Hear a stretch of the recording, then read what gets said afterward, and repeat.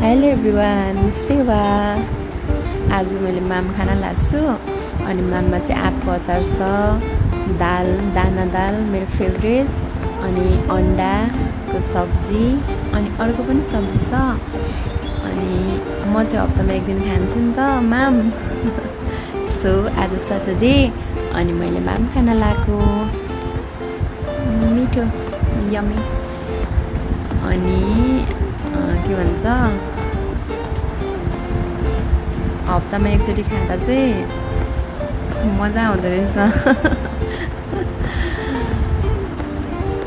दाल माम सब्जी, यो दाल चाहिँ मेरो फेभरेट हो। मलाई चाहिँ दाना दाल मात्रै मनपर्छ, अरू दाल चाहिँ मन पर्दैन। अनि दाना दालको पनि रस खानु मन पर्दैन कि, म चाहिँ प्रायः उसको त्यो चोक्टा चोक्टा खाने गर्छु।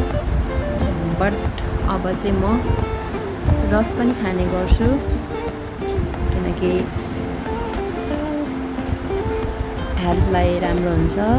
So thank you for watching.